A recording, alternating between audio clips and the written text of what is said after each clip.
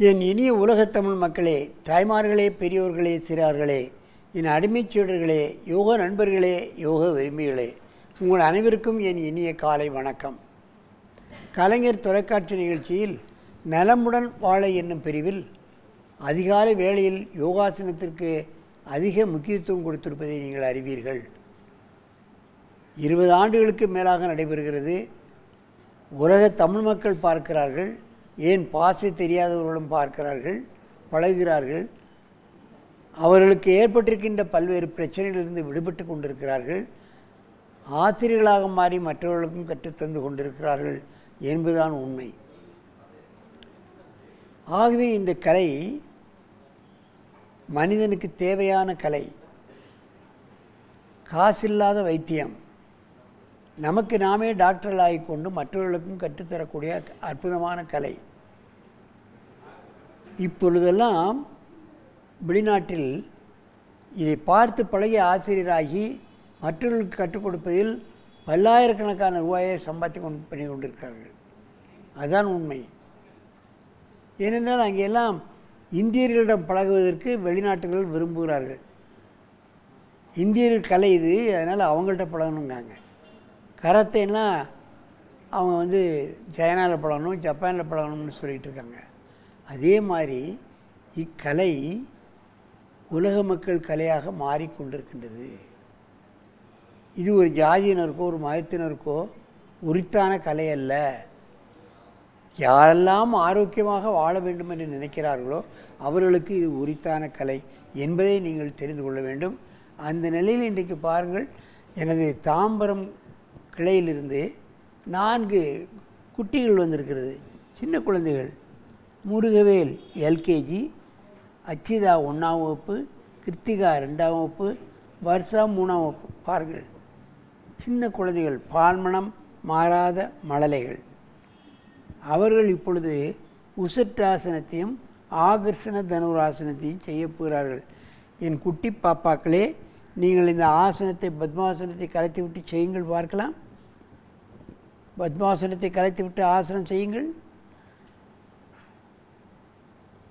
பத்மாசனத்தை கலையுங்கள், ஆசனம் செய்யுங்கள்.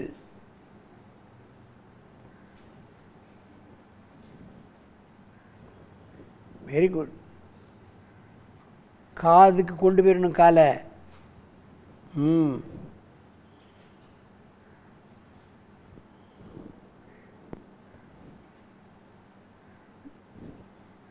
ஆகர்ஷண தனுராசனம். தனூர் என்றாலே வில். வில் எதிரியை கொல்லும், இது நோய்களை கொல்லும். உசட்டாசனம் சளித்தொல்லை, ஆஸ்மா, டிபி, பிராங்கட்டிஸ் இது போன்ற சின்ன பிள்ளைகளுக்கு வரக்கூடிய சளித்தொல்லைகளெல்லாம் நீக்கிவிடும்.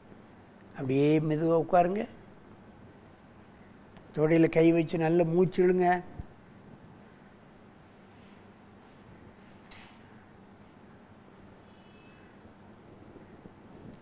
இப்பொழுது நீங்கள் அடுத்த காலை போட்டு செய்ய வேண்டும். உசட்டாசனம் செய்கிறவங்க அப்படியே திரும்ப பண்ணுங்க பார்க்கலாம். திரும்ப பண்ணு.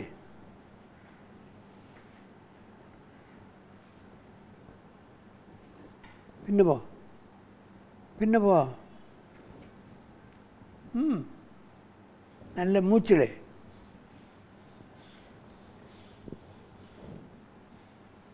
ஆசனம் செய்வதில் மூச்சு இழுத்தால் தான் நல்ல பலன். ஏன்னா நுரையீரல் விரிவடைந்திருக்கிறது. மூச்சு இழுக்க இழுக்க இழுக்க நுரையீரல் சுருங்கி இருப்பது விரிந்து ஆஸ்மா நீங்கிவிடும். அந்த நுரையீரலில் சளி தங்கி இருக்கின்ற காரணத்தினால்தான் மூச்சு இழுக்க முடியாது, இழுத்த மூச்சை விடவும் முடியாது. அந்த மாதிரியான ஒரு நிலை. மெதுவாக இந்த ஆசனத்தை கலையுங்கள். என் அருமை பெரியோர்களே, தாய்மார்களே, சின்ன சிறார்கள் செய்வதை பாருங்கள். உங்கள் வீட்டு குழந்தைகளுக்கும் நீங்கள் இதை கற்றுக் கொடுக்க வேண்டும். சின்ன சின்ன ஆசனங்களை கற்றுக் கொடுங்கள். அவர்களுக்கு நாளெல்லாம் சொல்லைப்படுத்தக்கூடிய பல்வேறு வியாதிகள். சிறுவர்களுக்கெல்லாம் நோய் எதிர்ப்பு சக்தி கம்மி. அதனால தான் அவர்கள் அடிக்கடி நம்ம ஆஸ்பத்திரிக்கு கொண்டு போய் நிறைய மருந்து செலவு அதிகமாகுது. அவர்களுக்கு இந்த ஆசனத்தை ஒரு 10 நிமிஷம் காலையிலையும் சாயங்காலமும் பண்ணிட்டாங்கன்னா அவங்களுக்கு எந்த தொல்லையும் இருக்காது. மருத்துவரிடம் செல்ல வேண்டிய அவசியமே ஏற்படாது. என்பதுதான் உண்மை.